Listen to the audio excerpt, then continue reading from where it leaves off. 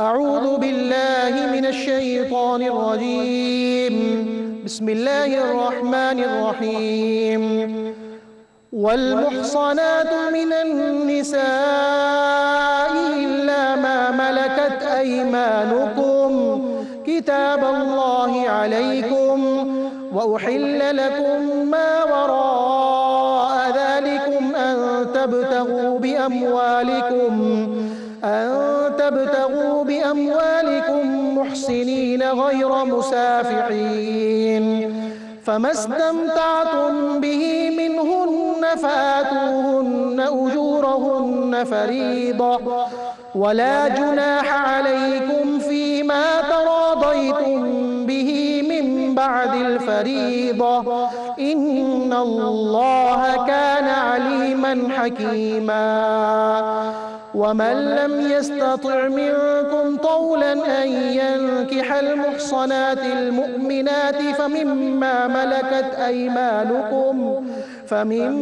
ملكت أيمانكم من فتياتكم المؤمنات والله أعلم بإيمانكم بعضكم من بعض فانكحوهن بإذن أهلهن وآتوهن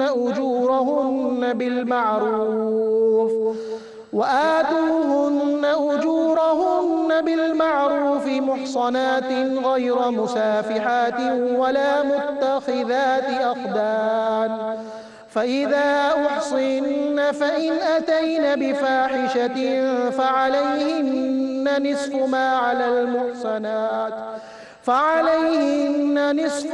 على المحصنات من العذاب ذلك لمن خشي العنة منكم وأن تصبروا خير لكم والله غفور رحيم صدق الله العظيم. الحمد للہ رب العالمین والصلاة والسلام علی سید الانبیاء والمرسلین اما بعد اعوذ باللہ من الشیطان الرجیم بسم اللہ الرحمن الرحیم والمحصنات من النساء الا ما ملكت ایمانکم کتاب اللہ علیکم واحل لکم ما وراء ذالکم ان تبتغوا باموالکم محسنین غیر مسافحین صدق اللہ العظیم. اللہم صلی علی محمد وعلی آل محمد وبارک وسلم. رب اشرح لی صدری ویسر لی امری واحلل عقدۃ من لسانی یفقہوا قولی واجعل لی وزیرا من اہلی آمین یا رب العالمین. ناظرین کرام السلام علیکم ورحمۃ اللہ وبرکاتہ. پروگرام بصیرت القرآن میں خوش آمدید. آج الحمدللہ پروگرام نمبر 128 آپ کی خدمت میں پیش کر رہے ہیں. آج ہم مطالعہ کریں گے سورۃ النساء آیات 24 تا 25 یعنی 2 آیات کا مطالعہ ہوگا اور انہی آیات کی تلاوت کے ذریعے قاری سلمان صاحب نے پروگرام کا باقاعدہ آغاز بھی فرما دیا ہے اور ناظرین کرام انہی آیات سے 5ویں پارے کا آغاز بھی ہوتا ہے. روزانہ کی طرح آج بھی ہمارے نوجوان ساتھی قرآن اکیڈمی کراچی سے تعلق رکھنے والے موجود ہیں ہمارے ساتھ اسٹوڈیوز میں.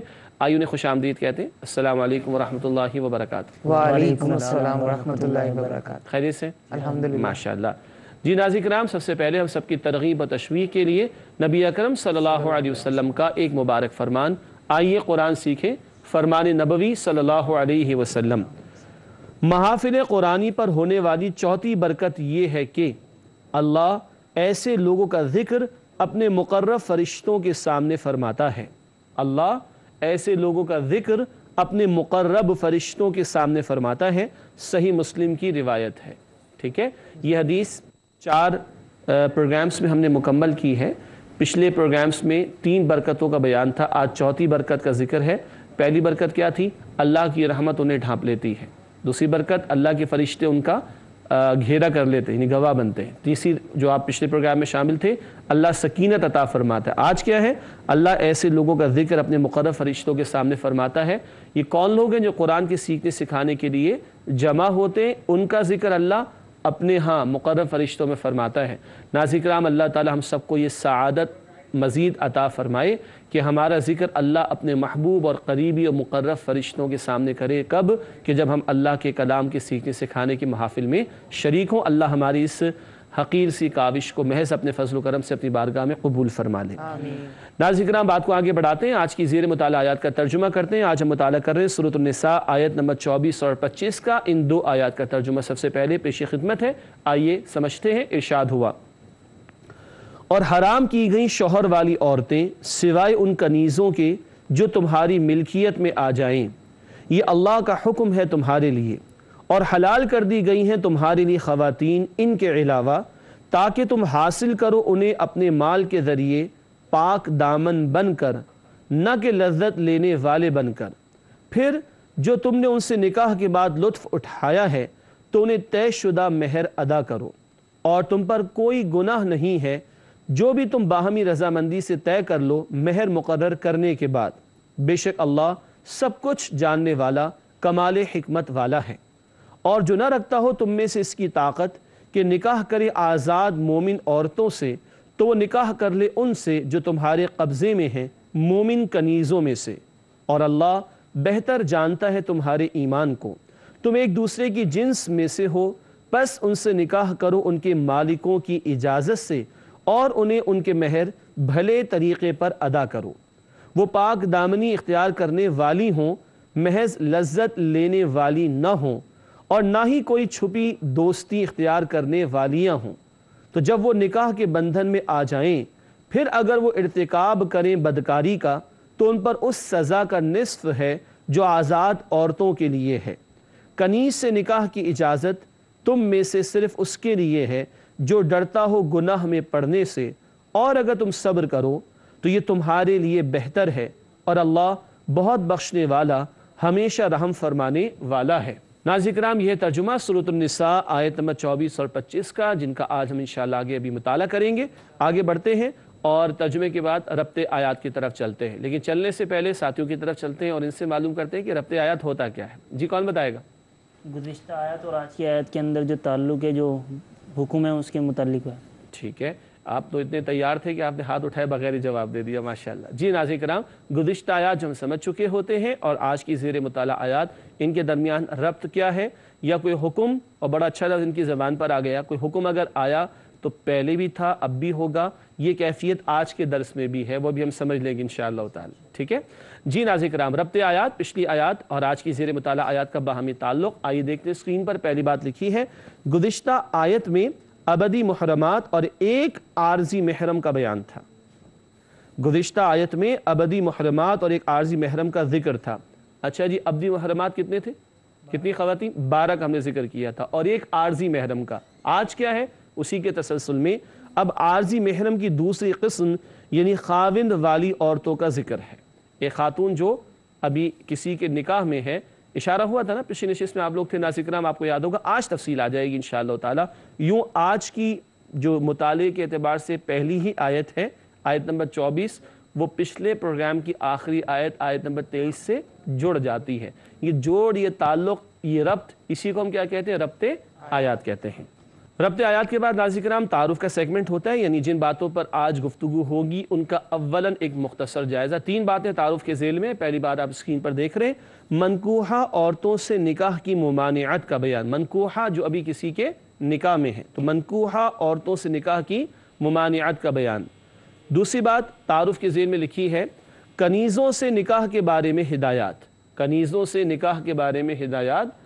ناظرین کرام، یہ لفظ سنتے ہی پتہ نہیں کیا کچھ ہو جاتا ہے لوگوں کو، سوالات کی ایک بھرمار ہوتی ہے اور اعتراضات کی ایک بوچھاڑ ہوتی ہے، نہ جانے کیا کچھ۔ ہمیں کوئی شوق نہ سوالات کو ٹیکل کرنے کا ہے ایک ایسے معاملے پر جس کا بھی کوئی وجود بھی نہیں ہے، میں عرض کر دوں گا آگے چل کر، لیکن دین نے ایک معاملہ بیان کیا ہے تو اس کی تھوڑی سی وضاحت آپ کی خدمت میں پیش کر دی جائے گی انشاءاللہ تعالی۔ ٹھیک ہے، لکھا ہے کنیزوں سے نکاح کے بارے میں ہدایات۔ نمبر 3 تعارف کے ذیل میں تیسری اور آخری بات لکھی ہے، مہر کی اہمیت اور اس کی ادائیگی کے متعلق بیان۔ سورہ نساء میں بار بار اس پر زور دیا گیا، اسی لیے ہم نے عرض کی تھی یہ بات۔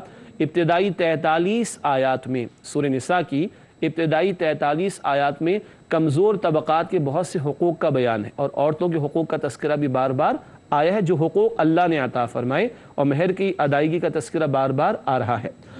ناظرین کرام تعارف کے بعد چلتے ہیں تجزیے کی طرف۔ سورۃ النساء آیات 24 سے 25 کا تجزیہ، ہر آیت میں کیا موضوع یا عنوان ہوگا، آئیے اس کا جائزہ لیں۔ سب سے پہلے آیت نمبر 24، کسی دوسرے شخص کی منکوحہ عورت سے نکاح کی حرمت کا بیان، کسی دوسرے شخص کی منکوحہ عورت سے نکاح کی حرمت کا بیان وہی بات ہے، ایک خاتون کسی کے نکاح میں ہے تو اس سے ایک شخص کا نکاح ابھی نہیں ہو سکتا، یہ حرام ہے۔ اس کے بعد ہم آیت نمبر 25 کا مطالعہ کریں گے، آئیے اس کا تجزیہ کرتے ہیں۔ لکھا ہے کنیز کے ساتھ نکاح کے بارے میں تعلیمات، جو تعلیم دین نے عطا فرمائی اس کا مختصر بیان ہوگا انشاءاللہ آیت نمبر 25 کے ذیل میں۔ الحمدللہ ناظرین کرام، ترجمہ، ربط آیات اور تعارف اور تجزیہ مکمل ہوا۔ اب چلتے ہیں ان آیات کی تشریح کی طرف۔ آیتیں 2 ہیں جو آج ہمیں سمجھنا ہے، مگر تفسیر اس میں زیادہ ہوگی انشاءاللہ تعالی۔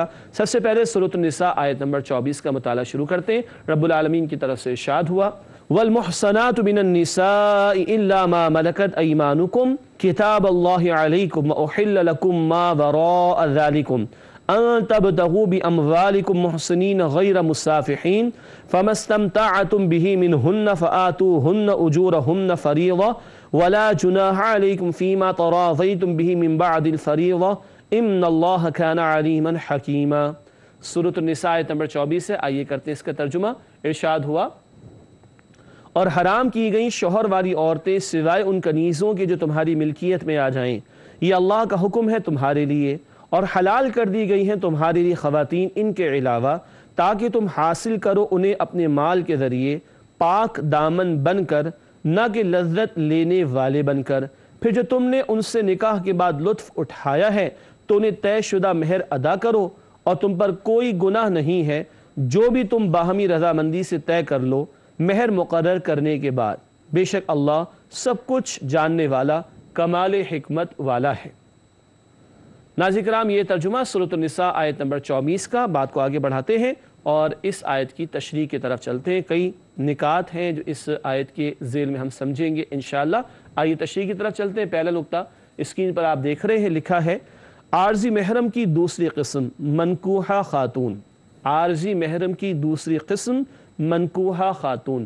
پہلی قسم پچھلی آیت میں تھی، یاد ہے کسی کو؟ وہ کیا تھی؟ جی عقیل آپ بتائیے۔ اس میں یہ ہوتا ہے کہ جس آپ کی بیوی کی جو بہن ہے اس سے آپ نکاح نہیں کر سکتے جب تک کہ آپ اپنی بیوی کو، ایک شخص کی شادی ہو چکی، اس کی جو بیوی ہے اس بیوی کی بہن، اس کو سالی کہتے ہیں نا، اس سے ابھی نکاح نہیں ہو سکتا، تو ایک وقت میں 2 بہنوں سے نکاح نہیں ہو سکتا۔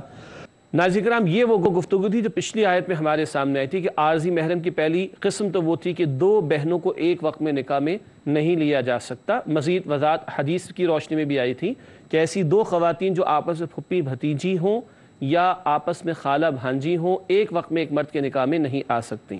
آج ہم پڑھ رہے ہیں سورہ نساء کی آیت نمبر 24، عارضی محرم کی دوسری قسم منکوحہ خاتون، یعنی وہ خاتون جو ابھی کسی کے نکاح میں ہے، اس سے کسی کا نکاح نہیں ہو سکتا۔ ہاں، اس شوہر کا انتقال ہو جائے گا، طلاق کا معاملہ ہو جائے، اس کے بعد تو ہو سکتا ہے، لیکن جب تک یہ خاتون کسی کے نکاح میں ہے، یہ عارضی طور پر محرم ہے، اس کا کہیں نکاح نہیں ہو سکتا۔ آگے لکھا ہے منکوحہ عورت اگر بیوہ یا مطلقہ ہو جائے تو اس سے نکاح جائز ہے۔ اس کے شوہر کا انتقال ہو گیا یا اس خاتون کو طلاق ہو گئی، پھر تو ہو سکتا ہے نکاح، لیکن ابھی جب وہ خاتون کسی کے نکاح میں تو اس کا کہیں نکاح نہیں ہو سکتا۔ تیسری بات لکھی ہے، کیونکہ وہ کنیزوں کا ذکر بھی آیا، الا ما ملکت ایمانکم، سوائے اس کے کہ وہ جو تمہاری کنیزیں ہوں جن کے تم مالک ہو۔ اس حوالے سے ناظرین کرام ذہن میں رکھیے گا۔ اگلا نقطہ لکھا ہوا ہے کافروں کی قیدی عورت یعنی کنیز جو ملکیت میں آ جائے وہ حلال ہے اگرچہ وہ منکوحہ ہوں۔ کافروں کی قیدی عورت کنیز جو ملکیت میں آ جائے وہ حلال ہے اگرچہ وہ منکوحہ ہو۔ اب یہاں نوٹ کر لیجئے، آگے میں ذکر کروں گا بعد میں جا کر کہ شریعت نے جنگی حالات جو کہ کبھی کبھی ہوتے ہیں ان کے حوالے سے جو احکامات عطا فرمائے، انہی کے ذیل میں غلاموں اور کنیزوں کا معاملہ بھی بیان ہوتا ہے۔ وہ حالات کبھی ہوں تو یہ معاملہ ہوگا، وہ جنگی حالات کبھی ہوں اور جنگ بھی شریعت کے تقاضوں کے مطابق اور جنگ بھی اسلامی تعلیمات کا لحاظ رکھتے ہوئے، تب تو وہ غلاموں اور کنیزوں والا کوئی معاملہ کھلے گا۔ ادروائز انڈر نارمل سرکمسٹانسز تو نکاح کا بندھن عطا کیا گیا ہے۔ ناظرین کرام، اس بات کو ذہن میں رکھ کر ابھی 2-3 باتیں سمجھتے ہیں اور مزید باتیں اگلی آیت کے ذیل میں تفصیل سے آئیں گی انشاءاللہ۔ لکھا ہے کافروں کی قیدی عورت کنیز جو ملکیت میں آ جائے وہ حلال ہے اگرچہ وہ منکوحہ ہو۔ اگلا نقطہ بھی ساتھ پڑھ لیجئے تو وضاحت ہو جائے گی انشاءاللہ۔ لکھا ہے شرعی طریقے پر تقسیم کے بعد ملکیت میں آ جانے کے بعد کنیز کا سابقہ نکاح ختم ہو جاتا ہے۔ اب یہ دشمن قبیلے سے ہوگی، دشمن قوم سے اگر ہوگی، وہ بھی جو میدان جنگ میں لڑنے کو آ گئی ہوگی، ایسا نہیں کہ پوری بستی کی عورتوں کو کنیز بنایا جاتا ہوگا، یہ کوئی ایسا تصور اسلام میں نہیں ہے۔ اس لیے میں نے کہا کہ تھوڑا مسئلہ آگے بیان کر دوں گا، یعنی تھوڑی سی وضاحت آگے بیان کر دوں گا۔ ابھی یہ تعریف ابھی یہ جو تشریح ہم کر رہے ہیں اس کو تھوڑا سا سمجھ لیجئے۔ دوبارہ پڑھ رہا ہوں، شرعی طریقے پر تقسیم کے بعد ملکیت میں آ جانے کے بعد کنیز کا سابقہ نکاح ختم ہو جاتا ہے۔ اب یہ شرعی طریقے پر تقسیم کیا ہوتی ہے؟ اسی کو تو کہا تھا، جنگ بھی شریعت کے تقاضوں کے مطابق ہو اور شریعت کی تعلیم کے مطابق ہو، تو جو قیدی بن کر آئیں گے مرد غلام بنیں گے یا عورتیں وہ کنیزیں بنیں گی، پھر وہ قتال کرنے والوں میں تقسیم ہوں گے، اس میں بھی حکمتیں ہیں۔ یہ ہے شرعی طور پر تقسیم، یہ نہیں کہ لوٹ مار کا بازار گرم ہو معاذ اللہ اور ظلم و ستم کیا جائے جو آج دنیا کی ترقی یافتہ قوموں کی فوجیں کرتی ہیں، وہ ہمارے دین میں گنجائش نہیں ہے۔ آگے لکھا ہے، مذکورہ محرمات کے علاوہ دیگر تمام خواتین سے نکاح جائز ہے بشرطے کہ نکاح سے متعلق شرائط پوری ہوں۔ ٹھیک ہے، ابدی محرمات سے تو کبھی نہیں ہو سکتا، ٹھیک ہے، عارضی محرمات سے نہیں ہو سکتا، باقی جتنی خواتین ہیں ان سے نکاح ہو سکتا ہے بشرطے کہ نکاح سے متعلقہ شرائط پوری ہوں۔ گواہوں کا معاملہ ہے، مہر کا تعین ہے، نکاح چوری چھپے کرنے والا کام نہیں، علل اعلان ہونا چاہیے۔ بعض جو شرائط ہیں ان کی ادائیگی ہو، یعنی شرائط کو پورا کیا جائے، تو ان محرمات کے علاوہ بقیہ خواتین سے نکاح جائز ہے۔ یہ بات یہاں پر بیان کی جا رہی ہے۔ ناظرین کرام ایک اور بات نوٹ کیجئے، پابندی چند پر لگائی نا، پابندیاں تھوڑی ہیں اور آزادیاں زیادہ ہیں۔ ہمارے دماغوں میں کھوپڑی میں غلط بات گھسی ہوئی ہے، بڑی پابندی ہے، ارے بھائی یہ منع ہے، باقی جاؤ سارا آزاد ہے، سب کھلا ہوا معاملہ، جاؤ پسند سے نکاح کرو اپنی۔ یہ اس تصور کو بھی ذہن میں رکھیے، پابندیاں کم ہیں، تیسری دفعہ کہہ رہا ہوں، اور آزادیاں زیادہ عطا کی گئی ہیں۔ آگے لکھا ہے، زوجین کی آپس کی رضامندی سے مہر میں کمی بیشی کی جا سکتی ہے۔ مہر پر بات کئی مرتبہ آ چکی ہے، یہاں ایک گنجائش دی گئی کہ باہمی رضامندی سے کمی یا بیشی کی جا سکتی، بیوی چاہے تو معاف کر دے، شوہر کہے نہیں میں زیادہ ادا کرنا چاہتا ہوں، سبحان اللہ، بہت اچھی بات ہے، یہ باہمی رضامندی سے ہوگا۔ وہ ہم باتیں کر چکے ہیں پہلے، جبرن معاف کرانا جائز نہیں، لیکن اپنی فری ول سے، فری کنسنٹ سے، آزاد مرضی سے بیوی کچھ کم کرنا چاہے تو کر سکتی ہے، اور شوہر زیادہ ادا کرنا چاہے تو ادا کر سکتا ہے۔ آخری بات لکھی ہے، اللہ تعالیٰ کا ہر حکم حکمت پر مبنی ہے، لہذا انسان اس کے مقرر کردہ قوانین کی تعمیل کرے۔ اللہ حکیم بھی ہے اور اللہ علیم بھی ہے، علم بھی رکھتا اور حکمت بھی، تو اللہ کا ہر فیصلہ حکمت بھرا ہوتا ہے، تو اللہ کے فیصلوں پر اعتماد بھی ہو، یقین بھی ہو، اور ان قوانین کی جو اللہ نے مقرر فرما دی پاسداری بھی کرنی چاہیے۔ حاصل کلام آیت نمبر 24 میں عارضی محرم کی دوسری قسم منکوحہ خاتون کا ذکر آیا کہ اس سے نکاح تو نہیں ہو سکتا۔ ہاں وہ کنیزوں کا معاملہ علیحدہ ہے کہ وہ جب مسلمانوں کے قبضے میں آ گئیں تو ان کا سابقہ نکاح ختم ہو جائے گا اور وہ حلال ہے، ان سے تعلق قائم کرنا جائز ہے، مگر وہ جنگی ہنگامی حالات کا معاملہ ہے، اگلی آیت کے ذیل میں بیان کیا جائے گا۔ ناظرین کرام، کوئی وضاحت کا غلط مفہوم خدا نہ خاصہ نہ لے لیا جائے، ہم نے مختصر بات ابھی رکھی ہے اور اگلی آیت کے ذیل میں تفصیل کچھ اور بھی آئے گی، تاہم پھر عرض کر دوں اس مقام کے حوالے سے کیونکہ کنفیوژنز پھیلائی جاتی ہیں، بہت بہتر ہے کہ ہم علماء کرام کی تفاسیر کا مطالعہ کر لیں تاکہ ہمارے ذہن، خیالات اور تصورات واضح رہیں اور پاکیزہ رہیں۔ انشاءاللہ اگلی آیت کا مطالعہ کرتے ہیں ایک وقفے کے بعد جو آپ کے ہمارے درمیان اس وقت حائل ہے۔ امید ہے آپ ہمارے ساتھ رہیں گے، آپ سے ملاقات رہتی ہے۔ السلام علیکم ورحمۃ اللہ وبرکاتہ۔ ناظرین کرام، پروگرام بصیرت القرآن میں خوش آمدید۔ آج ہم مطالعہ کر رہے ہیں سورۃ النساء آیت نمبر 24 اور 25 کا۔ وقفے سے پہلے آیت نمبر 24 کا مطالعہ کسی درجے میں مکمل ہوا، آگے بڑھتے ہیں اور سورۃ النساء آیت نمبر 25 کا مطالعہ شروع کرتے ہیں۔ آیت طویل ہے، ترجمہ بھی طویل ہے اور پوائنٹس بھی تشریح کے زیادہ ہیں۔ آئیے مطالعہ کریں۔ ارشاد ہوا رب العالمین کی جانب سے، وَمَن لَّمْ يَسْتَطِعْ مِنكُمْ طَوْلًا أَن يَنكِحَ الْمُحْصَنَاتِ الْمُؤْمِنَاتِ فَمِمَّا مَلَكَتْ أَيْمَانُكُم مِّن فَتَيَاتِكُمُ الْمُؤْمِنَاتِ وَاللَّهُ أَعْلَمُ بِإِيمَانِكُم بَعْضُكُم مِّن بَعْضٍ فَانكِحُوهُنَّ بِإِذْنِ أَهْلِهِنَّ وَآتُوهُنَّ أُجُورَهُنَّ بِالْمَعْرُوفِ محصنات غير مسافحات ولا متخذات أخدان فإذا أحصن فإن أتين بفاحشة فعليهن نصف ما على المحصنات من العذاب ذَلِكَ لِمَنْ خَشِيَ الْعَنَتَ مِنْكُمْ وَأَن تَصْبِرُوا خَيْرٌ لَكُمْ وَاللَّهُ غَفُورٌ رَحِيمٌ۔ سورۃ النساء آیت نمبر 25 ہے، آئیے کرتے ہیں اس کا ترجمہ۔ ارشاد ہوا، اور جو نہ رکھتا ہو تم میں سے اس کی طاقت کہ نکاح کرے آزاد مومن عورتوں سے، تو وہ نکاح کر لے ان سے جو تمہارے قبضے میں ہیں، مومن کنیزوں میں سے، اور اللہ بہتر جانتا ہے تمہارے ایمان کو۔ تم ایک دوسرے کی جنس میں سے ہو، پس ان سے نکاح کرو ان کے مالکوں کی اجازت سے، اور انہیں ان کے مہر بھلے طریقے پر ادا کرو۔ وہ پاک دامنی اختیار کرنے والی ہوں، محض لذت لینے والی نہ ہوں، اور نہ ہی کوئی چھپی دوستی اختیار کرنے والیاں ہوں۔ تو جب وہ نکاح کے بندھن میں آ جائیں، پھر اگر وہ ارتکاب کریں بدکاری کا، تو ان پر اس سزا کا نصف ہے جو آزاد عورتوں کے لیے ہے۔ کنیز سے نکاح کی اجازت تم میں سے صرف اس کے لیے ہے جو ڈرتا ہو گناہ میں پڑنے سے، اور اگر تم صبر کرو تو یہ تمہارے لیے بہتر ہے، اور اللہ بہت بخشنے والا، ہمیشہ رحم فرمانے والا ہے۔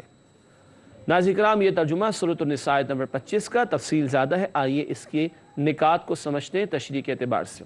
پہلا نقطہ تشریح میں آپ کے سامنے اسکرین پر ہے، لکھا ہے مالی لحاظ سے کمزور شخص مؤمنہ کنیز سے نکاح کر سکتا ہے۔ اب پہلی بات تو یہ ہے کہ کنیزوں کا کچھ بیان پچھلی آیت میں آیا، مزید بیان اس آیت میں مزید آگے چل کر آئے گا۔ ایک تو وہ تھا کہ جو ملکیت کے طور پر آئی وہ تو حلال ہے کہ ایک مالک کے لیے کہ وہ اس سے تعلق قائم کر سکتا ہے، تاہم کوئی اور شخص چاہے تو کنیز سے اس کو نکاح کرنا ہوگا۔ دوبارہ سمجھ لیں، ملکیت میں کسی کے پاس ایک کنیز آئی تو وہ تو مالک ہے، اس کا تعلق قائم کر سکتا ہے، لیکن کوئی اور اس سے نکاح کرنا چاہے تو مالک کی اجازت لے کر کیا کرے گا؟ نکاح کرے گا۔ اور ایک اور بات، کیونکہ ذہن میں سوال اٹھے گا، جب اس کنیز کا کہیں نکاح ہو گیا تو اب مالک وہ تعلق قائم نہیں کر سکتا۔ ناظرین کرام، مالک وہ تعلق قائم نہیں کر سکتا جو ایک شوہر بیوی والا جیسا تعلق ہوتا ہے۔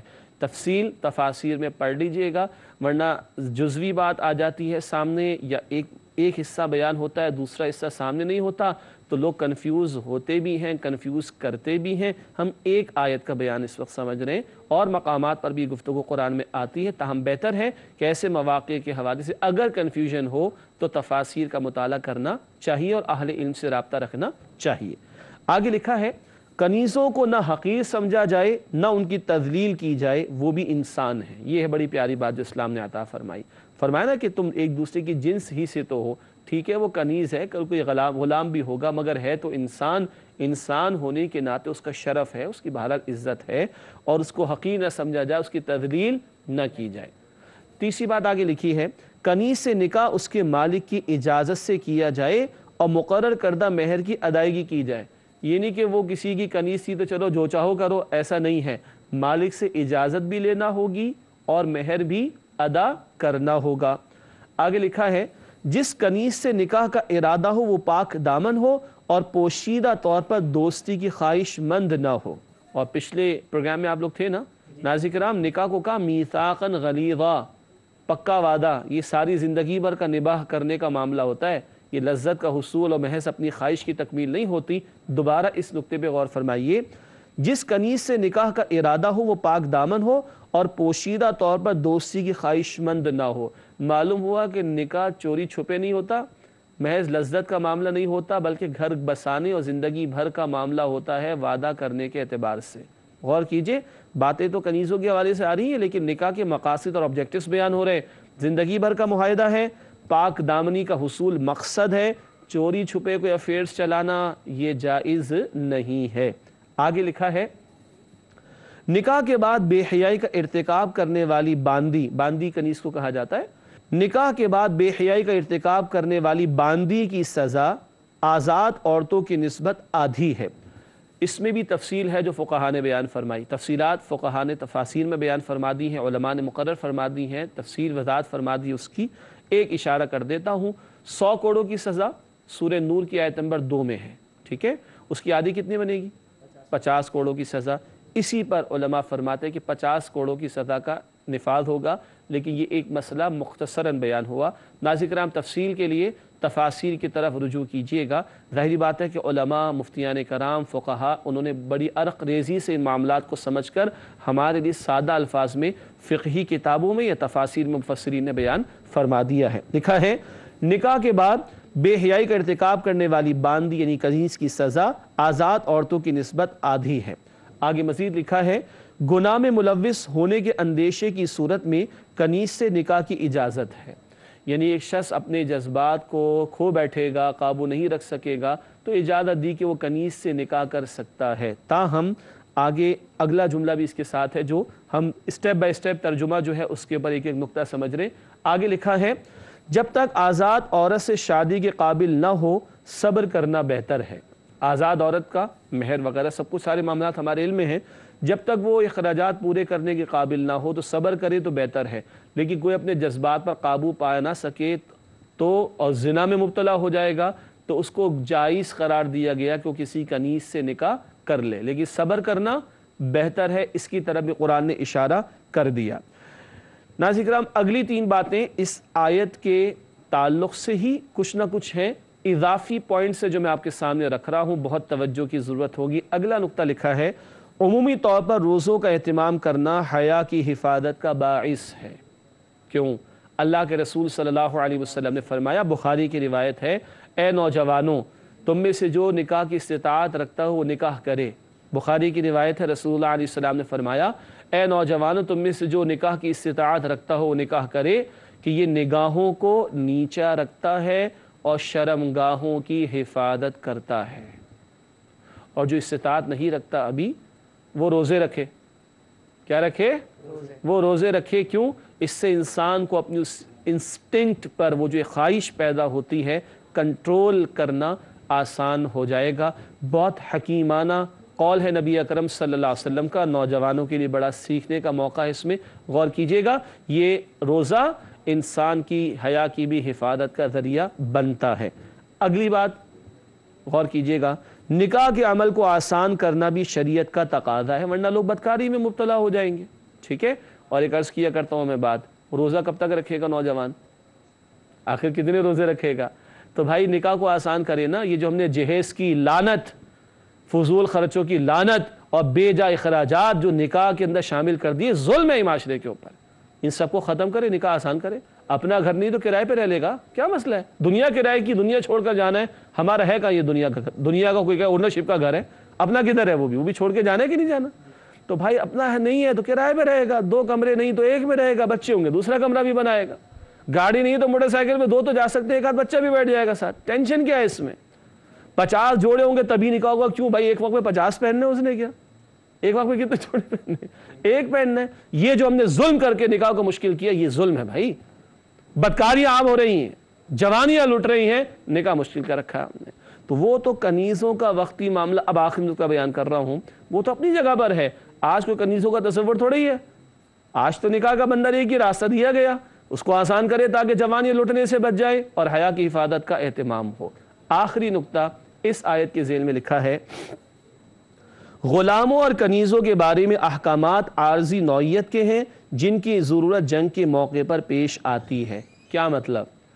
ناظرین کرام، یہ کسی عام آدمی کو، مرد کو، عورت کو غلام و کنیز بنانا حرام، مرد و عورت کی خرید و فروخت کرنا حرام، جائز نہیں ہے۔ یہ وڈیرے جاگیردار جنہوں نے غلام بنا کے رکھا ہوا ہے ہاریوں کو، کسانوں کو، یہ حرام۔ عورتوں کی خرید و فروخت یہ حرام۔ پھر کنیز و غلاموں کا تصور ہے کیا؟ جنگ ہو کون سی شرائط کے مطابق؟ اسلامی شرائط کے مطابق، اور لڑنے کو آگے سامنے والے میدان جنگ میں جو ہاتھ آئے غلام بنیں گے، ہاتھ آئے کنیزیں بنیں گی۔ عورتیں اول تو آئے لڑنے کو تب بنیں گی نا، یہ تھوڑی کہ آبادی فتح کرنی سب کو کنیز بنا لو، سب کو کنیزیں بنا لو اور ڈسٹریبیوٹ، ایسا نہیں ہے۔ جو میدان جنگ میں آئے ان کو گرفتار کیا جائے گا، ان کو معاف بھی کیا جا سکتا ہے، ان سے فدیہ لے کر چھوڑا بھی جا سکتا ہے۔ سورہ محمد صلی اللہ علیہ وسلم کے شروع میں تفصیل ہے اور تفاسیر میں تفصیل مل جائے گی انشاءاللہ۔ اور پھر ان کو غلام و کنیز کے طور پر اختیار کیا جا سکتا ہے، وہ بھی وقت کی اتھارٹی اسلامی شریعت کی تعلیم کے مطابق تقسیم کرے گی۔ اور پھر غلام و کنیزوں کے ساتھ حسن سلوک کا حکم بھی ہے تاکہ ان کو معاشرے میں اکوموڈیٹ کیا جائے۔ یہ ہے وقتی معاملہ جو جنگی حالات سے متعلق ہے. عام آج کے دور میں کوئی کسی کو غلام بنا لے، کنیز بنا لے، جائز نہیں ہے. یہ ٹیمپرری ایشو ہے، وقتی معاملہ ہے، خاص حالات میں پیش آتا ہے. انڈر نارمل سرکمسٹانسز نکاح کا ہی راستہ ہے. اللہ ہمیں اس کی اہمیت کو بھی سمجھنے کی توفیق دے اور اللہ ہمیں نکاح کے عمل کو آسان کرنے کی بھی توفیق عطا فرمائے. ناظرین کرام، الحمدللہ جو گفتگو کرنا مقصود تھی کسی درجے میں وہ آپ کے سامنے آئی، اس وضاحت کے ساتھ کہ ان مسائل کی تفاصیل میں ضرور پڑھیں تاکہ ذہن ہمارے اور صاف ہوں. چلتے ہیں ہمارے نوجوان ساتھیوں کی جانب اور ان سے پوچھتے ہیں کہ آج ہی ہم سے کیا سوالات کرنا چاہتے ہیں. جی پہلا سوال حارث. میرا سوال یہ ہے کہ اس میں مومن عورتوں کا ذکر آیا اور مومن عورتوں کا علیحدہ ذکر آیا اور کنیزوں کا علیحدہ ذکر آیا. ٹھیک ہے، تو یہ فرق کرنے کی کیا وجہ ہے، اس میں کیا حکمت ہے؟ آپ مومن عورتیں کہنا چاہ رہے ہیں یا آزاد عورتیں اور آزاد مومن عورتیں؟ وہی کہنا چاہ رہے ہیں؟ آزاد مومن عورتیں ماشاء اور اللہ. کنیز. جی، ایک ہے آزاد عورت اور ایک ہے کنیز. فرق تو ہے. آزاد عورت وہ ہے جس کا خاندان ہوگا، ٹھیک ہے، جس کو اپنے خاندان کی پروٹیکشن حاصل ہوگی، اور بہرحال وہ ایک آزاد عورت سے مراد یہ کہ خاندانی عورت، یہ مراد ہے. آزاد سے مراد آزاد نہیں، خاندانی عورت ہے تو بہرحال اس کا مہر بھی ہوگا، اخراجات بھی ہوں گے، زیادہ ہوں گے نسبتاً. کنیز کا معاملہ کیا ہے؟ کنیز بہرحال وہ گرفتار ہو کر آئی ہوگی، اس کا خاندان تو پیچھے رہ گیا، اس کو خاندان کی پروٹیکشن بھی حاصل نہیں ہے. ایک تو یہ فرق ہو جائے گا. آزاد عورت یعنی خاندانی عورت، بہرحال اس کے حوالے سے معلومات حاصل کی جا سکتی ہیں، کریکٹر کیسا ہے، کردار کیسا ہے، معاملات کیسے ہیں. کنیز کا کچھ پتہ نہیں، کس علاقے سے آئی، کیا معاملہ کیا نہیں ہے. یہ بنیادی فرق ہو گیا. ٹھیک ہے، پھر وہ سزا بھی آدھی کیوں رکھی گئی، یہ سوال بھی لگے ہاں تو سمجھ لیجئے. آزاد عورت یعنی خاندانی عورت کو خاندان کی پروٹیکشن بھی ہے، ادھر ادھر ہونے سے ذرا بچ جائے گی وہ. اور کنیز کا معاملہ ہے کہ کوئی بھی اس کو استعمال کر جائے یا معاذ اللہ وہ خود کہیں کسی غلط راہ پر چل جائے تو اس کے لیے بگڑنے کے امکانات، مواقع زیادہ ہیں، اس لیے اس کی سزا آدھی رکھی گئی. واللہ اعلم، اللہ تعالیٰ زیادہ بہتر جانتے. یہ بنیادی فرق ہے. اور کیا کہا گیا؟ تم صبر ہی کرو تو زیادہ اچھی بات ہے. نہیں، خاندانی عورت سے ہی نکاح کیا جائے. اگر کوئی شبہ کسی کو اندیشہ ہے کہ وہ حرام میں پڑ جائے گا، اس کو تو اجازت دی گئی. ادروائز آزاد یعنی خاندانی عورت سے نکاح کرنے کی توجہ دلائی گئی. ٹھیک ہے جی. احمد آپ کا سوال. سر یہ جو ذکر ہوا چوری چھپے دوستی کرنے والیاں نہ ہو، تو آج کل تو یہ معاملہ معاشرے میں دیکھا جا رہا ہے. جی آپ پشاور سے ہیں نا؟ جی. پشاور کی کورٹ میں بھی ایسے واقعات آتے ہوں گے. یہ حیدرآباد میں ہے، حیدرآباد کی بھی کورٹ میں. میں کراچی میں ہوں، کراچی کی کورٹ میں بھی ایسے واقعات آتے ہیں. اور بھی کچھ پوچھنا چاہ رہے ہیں اس حوالے سے ہمارا دین کیا ہدایات دیتا ہے؟ جی دیکھیں ناظرین کرام، یہ بڑا اہم سوال ہے. ابھی احمد اسٹڈیز کے مرحلے میں، لیکن ظاہری بات ہے یہ تو کسی معاشرے کا حصہ ہے، ہم آپ اسی معاشرے کا حصہ ہیں. یہ جو بھاگ کر نکاح ہو جاتے ہیں یہ تو ظلم ہے نا، بربادی ہے. اور میڈیا سارا ان کے پیچھے دوڑا چلا تو پوری دنیا کو دکھا دے دیکھو ایسے بھاگا جاتا ہے. انا للہ. گندگی کو، بے حیائی کو، فحاشی کو اور یعنی کو پروموٹ کرتے ہیں ہم. استغفر اللہ. نکاح گڑیا گڈے کا کھیل نہیں، نکاح گڑیا گڈے کا کھیل نہیں. دو خاندانوں کا ملاپ بھی ہے اور آگے پوری نسل اس پہ ڈیپینڈنٹ ہے. تو خالی شوہر بیوی نہیں بلکہ پورے خاندان کی پروٹیکشن اس کو حاصل ہونی چاہیے. تو بہرحال نکاح علی الاعلان ہوتا ہے اور زنا وہ چوری چھپے ہوتا ہے. ٹھیک ہے. اور آج کل یہ جو نیٹ کے ذریعے سے دوستیاں بنائی جاتی ہیں اور چیٹنگ کے ذریعے سے اور نام بدل کے اور بڑے معاف کیجئے گا لالی پاپ بھی پیش کیے جاتے، اس کے اندر بربادیاں ہی ہوتی ہیں. اس کے اندر کہیں گھر بنتے نہیں ہیں. جو آج چھپ چھپ کر یہ کر رہا ہے کل اس سے کیا توقع ہے کہ آگے کیا سے کیا نہ کر جائے وہ. تو چوری چھپے کا معاملہ نہ ہو، نکاح علی الاعلان ہو. اور محض لذت والا معاملہ نہ ہو کہ بس ٹیشو پیپر کی طرح استعمال کر کے پھینک دیا جائے، معاذ اللہ. ناظرین کرام یہ حرکت نہ ہو بلکہ پوری زندگی نبھانے کا عہد ہے. نکاح کیا ہے؟ پوری زندگی نبھانے کا ایک وعدہ ہے. تو یہ علی الاعلان ہو، پورے کنوکشن کے ساتھ ہو، ذمہ داری کے ساتھ ہو، نہ کہ محض لذت کا معاملہ اور چوری چھپے سارے معاملات اور افیئرز ہو رہے ہوں. اس کی قطعاً اسلام میں کوئی گنجائش نہیں بنتی. جی عقیل آپ کا کیا سوال ہے؟ بسم اللہ الرحمن الرحیم. میرا سوال یہ ہے کہ آج کے درس میں غلاموں اور کنیزوں کا ذکر ہے، تو ان کے معاملے میں ماشاءاللہ دین اسلام میں کوئی حسن سلوک کا ہدایات ہیں؟ کوئی حسن سلوک ایسا ویسا؟ ناظرین کرام یہ بڑا عملی سوال ہے. دیکھیں یہ پازیٹیو سوالات ہوتے ہیں. وہ جی کنیز کیسے ملے گی آج، یہ نیگیٹو سوال ہے. اللہ کے بندے تو شادی کر لینا جا کے. ٹھیک ہے، وقتی معاملہ بیان کر چکا ہوں لیکن سوال بڑا قیمتی ہے. وہ وقتی معاملہ، وہ جنگی حالات، اگر غلام اور کنیز ہاتھ آ گئے تو کیا کرنا ہے؟ سنتے جائیے. جو خود کھاؤ انہیں کھلاؤ. یہ غلاموں کے بارے میں ہے. جو خود پہنو انہیں پہناؤ. دن میں 70 مرتبہ بھی غلطی کرے تو معاف کر دو. ان کے بارے میں اللہ سے ڈرو کہ کل اللہ کے سامنے ان کے حوالے سے تمہیں جواب دینا ہے. اب رکھے گا کوئی غلام گھر میں؟ کوئی رکھے گا نہیں. پھر قرآن حکیم میں کتنے ہی گناہوں کے یا جرائم کے کفارے بھی کیا کہا؟ غلام کا آزاد کرنا، غلام کا آزاد کرنا. اسلام کیا چاہتا ہے؟ یہ مسئلہ آئے اور اس کو ٹیکل کیا جائے اور ان لوگوں کو بھی جینے کا حق ملے اور ایکوموڈیٹ کر دیا جائے سوسائٹی میں. غلام بنانا مقصود نہیں، غلام بن کر آئے ان کو کھپانا اور ان کو سوسائٹی میں ایکوموڈیٹ کرنا، یہ ہے اسلام کے پیش نظر. ٹھیک ہے. اور اللہ کے رسول علیہ السلام نے یہ بھی فرمایا کہیں تو جانور کے بارے میں، اونٹ کے بارے میں اتنی سختی کرنا جتنی کا جواب دے سکو. تو غلام جانور ہوتا ہے انسان ہوتا ہے؟ سوچیے، اتنی سختی کرنا جس کا جواب دے سکو. جب جانور کے بارے میں کہا تو غلام کے بارے میں کتنا ہوگا. اللہ ہمیں سمجھ عطا فرمائے. ناظرین کرام، پروگرام کے آخری لمحات میں مختصر سیگمنٹ سے قرآنی معلومات، ہم سب کی موٹیویشن کے لیے ایک اور مبارک فرمان نبی اکرم صلی اللہ علیہ وسلم کا. قرآنی معلومات کے ہی ذیل میں قرآن کریم کی ایک آیت کو سمجھنا 100 رکعت نفل سے افضل ہے. ابن ماجہ کی روایت ہے. ایک ایک حرف کی تلاوت پر 10 نیکیاں ملتی ہیں. پچھلی حدیث ہم نے پڑھی تھی پچھلے پروگرام میں. اب کیا ہے؟ ایک آیت کو سمجھنا 100 رکعت نفل سے افضل ہے. اتنی عظمت ہے. ہاں، صرف ترجمہ نہیں، ترجمہ بھی، مفہوم بھی، مسئلہ بھی، کیا حکم ہے، کس سے روکا گیا، اور پھر اس پر عمل بھی کرنا ہے. اللہ ہمیں توفیق دے. ایک ایک آیت کو سمجھنا 100 رکعت نفل ادا کرنے سے افضل. ناظرین کرام، اس کے بعد حاصل مطالعہ، جن باتوں کو ہم نے سمجھا ان کو دہراتے ہیں. آئیے حاصل مطالعہ میں دیکھتے ہیں 3 باتیں. پہلی بات، منکوحہ عورتیں جب تک کسی دوسرے کے نکاح میں ہیں حرام ہیں، ان سے نکاح نہیں ہو سکتا. تفسیر آ چکی ہے نا.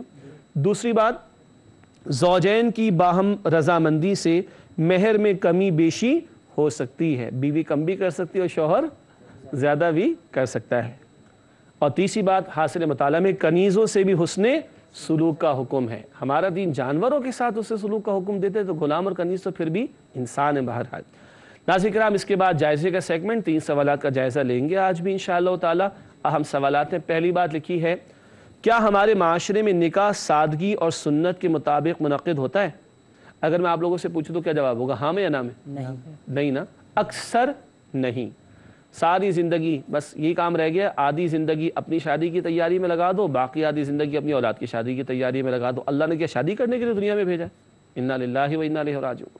سنت کے مطابق سادگی سے. اللہ کے نبی علیہ الصلوۃ والسلام نے فرمایا کہ جس نکاح میں خرچہ سب سے کم ہوگا اس میں برکت سب سے زیادہ ہوگی.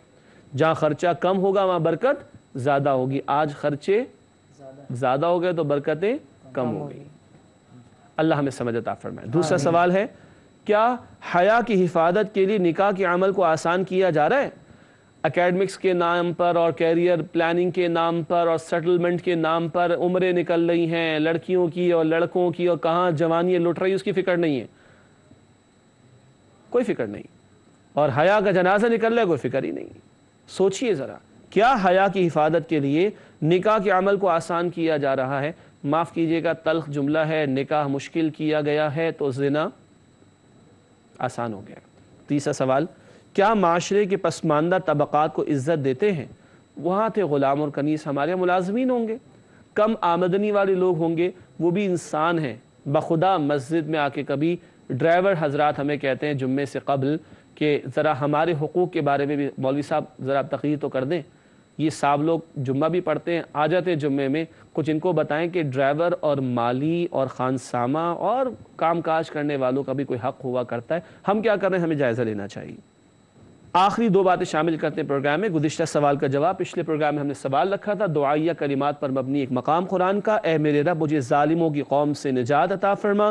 یہ بات اس آیت میں بیان کی گئی ہے. سورۃ القصص کا آپ کو حوالہ دیا گیا تھا، ہنٹ دی گئی تھی. سورۃ القصص آیت نمبر 21 ہے، ربی نجنی من القوم الظالمین. موسیٰ علیہ السلام کی دعا، موسیٰ علیہ السلام کی دعا، اے میرے رب مجھے ظالموں کی قوم سے نجات عطا فرما. سورۃ القصص آیت نمبر 21 درست جواب ہے. آج کا سوال نوٹ کیجئے گا. آج کا سوال بھی دعائیہ کلمے پر مبنی ہے. اے میرے رب مجھے ظالموں کی قوم میں شامل نہ فرما. اے میرے رب مجھے ظالموں کی قوم میں شامل نہ فرما. یہ بات کس آیت میں بیان کی گئی ہے؟ ہنٹ کے لیے سورۃ المؤمنون، سورۃ المؤمنون میں تلاش کیجئے گا، اس کا جواب ملے گا. انشاءاللہ اگلے پروگرام میں آپ کی خدمت میں پیش کریں گے. ناظرین کرام، اسی کے ساتھ آپ سے اجازت چاہیں گے. آپ تمام ساتھیوں کو بہت شکریہ. اللہ تعالیٰ آپ کو خوش رکھے. ناظرین کرام، اپنی دعاؤں میں قاری صاحب کو، ہماری پوری ٹیم کو جو آپ اسکرین پر دیکھتے ہیں، اور وہ بڑی ٹیم جو اسکرین کے پیچھے ہے، اور کیو ٹی وی کی انتظامیوں کو اپنی دعاؤں میں یاد رکھیے گا. وآخر دعوانا ان الحمد للہ رب العالمین. والسلام علیکم ورحمۃ اللہ وبرکاتہ.